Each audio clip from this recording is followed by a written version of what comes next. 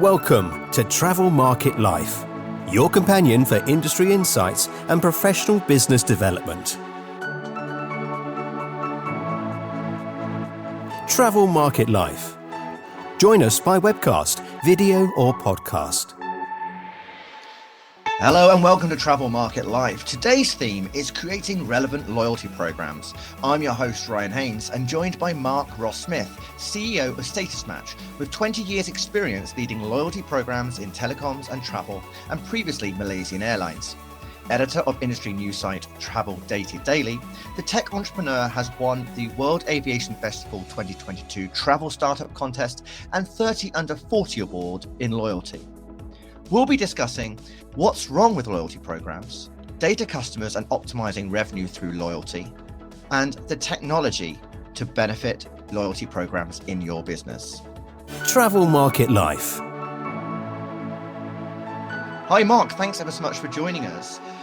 So I've come across you recently. You have been very vocal in the loyalty space, particularly around airline retail. And I was particularly interested by one of your recent LinkedIn posts where you shared your recent experience with an airline loyalty program. I'd love to, if you could just summarize that particular frustration that you've had and explain why there's so much problem with the current loyalty programs in the industry. Thanks, Ryan. It's great to be here. You're right. I'm a bit of a cheerleader for the loyalty industry. You know, it needs a couple of people to stand up and sort of beat the drum of how great loyalty is. And I try to, put a bit of a spark in that loyalty corner of the world. However, to your point, yes, recently I had a very interesting experience where I booked this flight with a pretty well-known airline in Asia. I was booking a flight for my family. And on the, through the booking process on the airline's website, you know how they try and sell you, do you want extra bags? You want to select your seat, pay a fee, this kind of thing. Now, I'm a gold member with this airline, which is the mid-tier sort of status with this airline. And they were trying to, on one of the upsell ancillary pages, they were trying to sell me business class lounge access for my 5-year-old daughter. And I thought, hang on, that's a bit weird because I'm a gold member and I get lounge access included in my ticket, no matter what class I'm traveling, and kids under 12 don't count as guests, so they would come in for free as long as I could access the lounge anyway. And I thought this is kind of weird. They're trying to sell me something that I get for free, and that got me. I kind of stepped back a bit. I thought, why are they doing this? Because people that have status with an airline or hotel, this applies to both, like a silver, gold, platinum, diamond, these kind of guys. These members to an airline represent between 30 and 50% of revenue to airlines, right? And they're the top 5% of your loyalty members. And these people spend more. They spend more frequently. They spend on high margin, fares. They're more likely to book the business class seat or buy the suite at the hotel.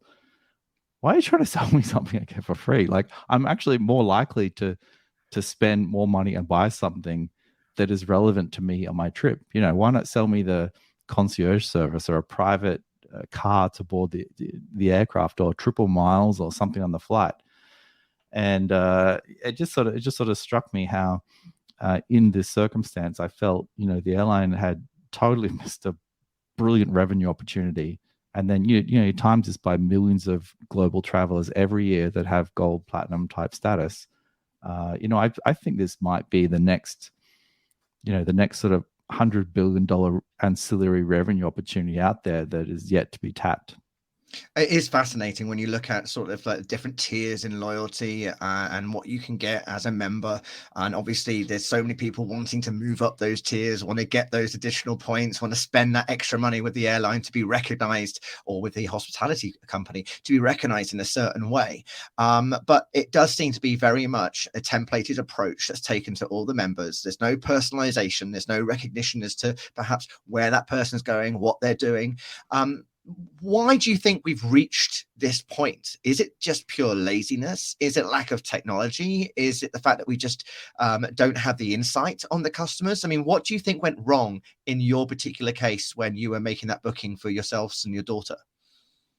In my particular case, it's probably just the airlines not thinking about it. If we take a step back and think how these decisions are made in airlines and hotels, I mean, this extends to cruise line, car rental, the whole sort of travel ecosystem. Most people that work in these companies, super smart people, but they're just not customers of their own product, right? So what this means is when it comes to making decisions, they have to send out surveys, focus groups, more research. This is kind of how they learn, or they learn from the vendors that are trying to sell them stuff. Yeah.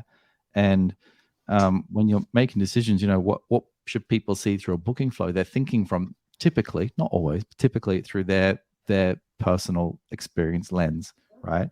And let's face it, most people in airline have never personally themselves ever had gold status earned on merit.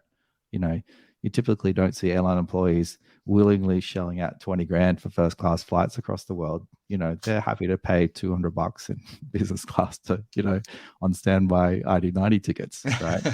Yeah. And so when it comes to creating products, super smart people, they're just coming from a different perspective. They're not coming from the perspective of understanding what their core customer really wants. And their core customer is not them. It's not the CEO. It's not the CEO's wife. The core customer is probably someone else. It's typical sort of leisure airline. I mean, a business focused airline. It's probably someone male, mid-40s, business travels frequently. It's probably someone like that. So how do you create an experience for them? How do you create new products and new upsell opportunities? Things that they'll buy, right? And they're sure as hell not going to buy a lounge access for their 5-year-old because they're expecting that for free, which they probably do get anyway. No, I mean, with Status Match, it is all about identifying who the person is and making sure that they've got the relevant product being presented to them. Am I right in that? And so there must be quite a bit of data that you need to better understand your customers. How closely should companies be following their customers and collecting data to drive new opportunities? What do you think are sort of like the data metrics that really are key to optimize those revenue programs, those loyalty programs? I'll share a bit of the story here. In the airline world, when I first started hearing these data monetization, collection, personalization, when I really started hearing this at events, was probably about 8 years ago or so, 8, 9, 10 years ago. And I'm fairly sure it was suppliers trying to just sell their latest data science tool or whatever it was. But, in that time, I really don't think much has changed in terms of, if you think about your experience with air travel or hotels, what really has changed from a technology or personalization perspective? It kind of feels about the same still. I still get emails from a very big Australian-based airline where I have a lifetime status with them. The emails they send me are selling me products based in Australia. I haven't lived in Australia for nearly 10 years, and yet they still send me these kind of things. Like this is kind of personalization 101. They should be able to see that when I'm opening the emails, just when they're opening emails, they can get your IP address, right? They can reverse that. They can tell what country you're in, right? And they could see, well, Mark guy, he's clearly not in Australia. He's opening emails when he's in Singapore, London, Malaysia, USA, very rarely Australia. And so why are we continuing to send him stuff based on thinking he lives in Australia? So I think sometimes it's about going back to basics, right? And I think there's a pretty big upside on just getting that right, because that affects every member in the database. But in terms of collecting data to drive revenue, in the airline world, we talk about what's called the golden loyalty metrics, and so these are the ones that sort of stand head and shoulders above every other metric in terms of what you want to track, right? And the number one is the share of wallet, which loosely means how much are you flying this airline versus other airline? Like what percentage share of spend are they getting, right? So you might be doing, I'm making up, say 2 flights a year. You're doing 2 sectors. You're going to visit grandma and you're coming back, and that's 100% of your flight activity, right? So you're actually very loyal. And yet your cousin John, who might be doing, he's a big hardcore business traveler, he's doing 200 sectors a year, right? But he's got 100 sectors with one airline, 100 sectors with another. And he's actually less loyal because he's 50% share of wallet, right? So he spends more. The airline looks and goes, this guy's worth tons of cash. He's got platinum status. He's a great customer. Actually, could get a lot more out of him, right? So when you know what percentage of spend you're getting from people, you know how to target your marketing, you know where there's sort of room to grow and how to be able to capture more business out of people. So, you know, airlines that keep tabs on, supplies to hotels as well, that keep tabs on some of their top customers. You know, it's actually really cheap, to be honest, to keep tabs on top customers. You know, $1,000 kind of thing, and you can keep tabs on them. And, you know, when these people are spending 50, 80, 100, 200,000 a year, you know, it's pretty cheap to sort of track what they're doing, where they're going, and use that as an opportunity to, you know, be more personalized in your offers, because you know where they are and how much business you're missing out on. I mean, is that sort of like the typical CRM, or are there sort of more advanced, sophisticated, like loyalty management programs that travel businesses really should be looking at to track this data and keep tabs on their top tier customers? Yeah, I think it's a bit of both. I mean, obviously our business runs a bunch of technology that empowers travel loyalty programs. And, you know, how we've come to creating this stuff is because everyone in our management team has run an airline loyalty program in their career on 3 different continents. And, you know, in that time, you see what works, what doesn't work, et cetera, et cetera. So I think is a bit of both. There's a bit of this technology play.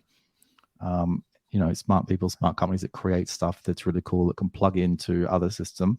Then there's a bit of, you know, data aggregators and these kind of guys out there. You know, some of the big ones like, you know, Axiom, these kind of guys. Marketing like Adara.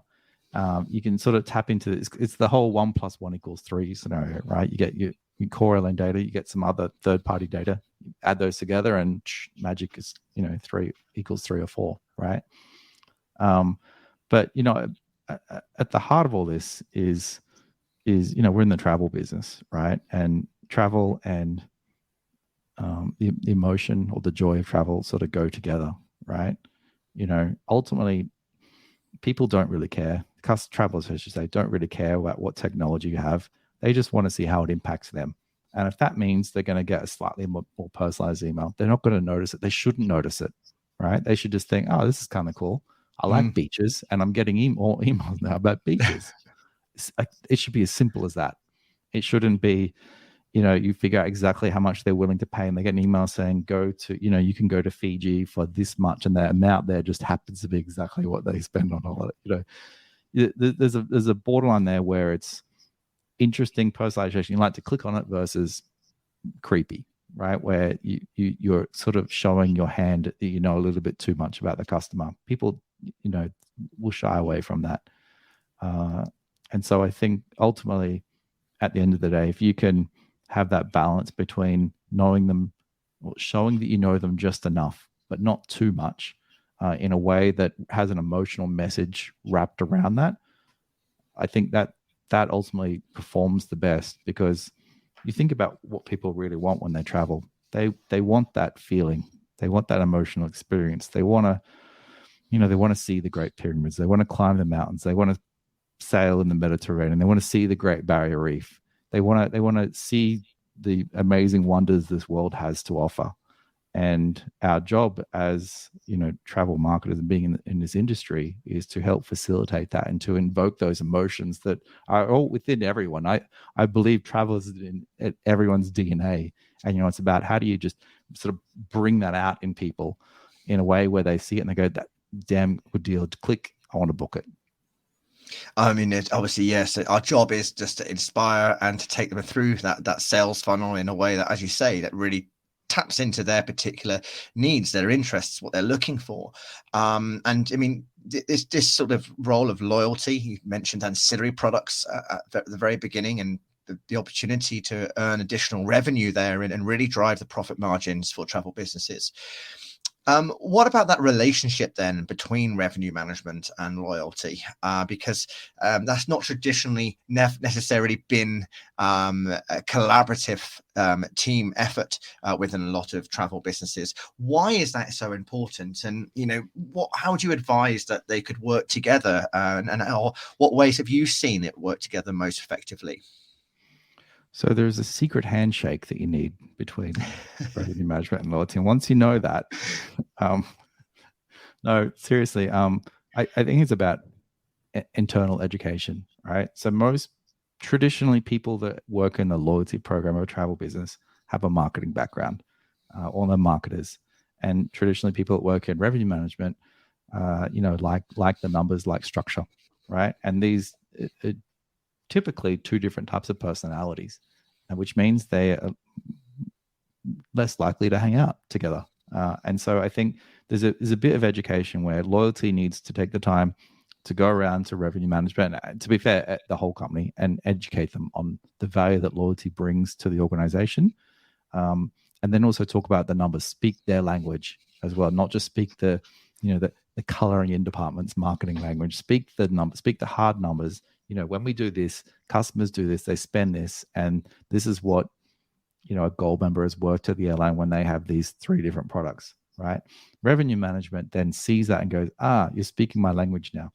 I can understand this. So you mean if we give away this seat or we give this room away for this rate, we can kind of look at a holistic perspective and go, as a company, we can, in theory, lose money on the left hand to make twice as much with the right. And overall, that's a good thing for the business, right? The customer then also feels like they're getting a great deal. They can engage with the program more. They're going to start buying more cash fares or buy, more room nights. So, instead of each, which is pretty typical in a big organization like this, every department, they've got their own KPIs, very siloed off from everyone else. I think once that education is the way to break down those barriers. And so once everyone's on the same page in terms of everyone understands what everyone else is trying to do, sometimes you can sacrifice some KPIs over here to double, triple something on the other side. Excellent. Thank you, Mark. Thank you very much for those insights there. I think it's, really incredibly interesting when you look at all those different dynamics, and, you come from it from a personal perspective. And I think it's really, as you say, it's essential that the industry puts themselves in the shoes of those customers to really understand the value that they're offering within their loyalty programs. So thanks ever so much for joining me on the show today. Thanks, Ryan. It's been a lot of fun having a chat with you. So that was Mark Ross-Smith, the CEO at Status Match. You can find out more about his thoughts and his activities across the loyalty program space as at traveldatadaily.com, where there is a lot of different articles for you to really better understand how you can apply some of this thinking that Mark shared on his on our discussion today. You've been listening to Travel Market Life. Thanks for joining us. Stay tuned for the next episode and look out for all the others on the regular podcast channels. I'm your host, Ryan Haynes. For more, go to Travel Market Life. The music sensation by Zach Nelson is reproduced under license from Storyblocks. Travel Market Life is a Haynes Marcoms digital marketing agency production, serving the travel and technology industries.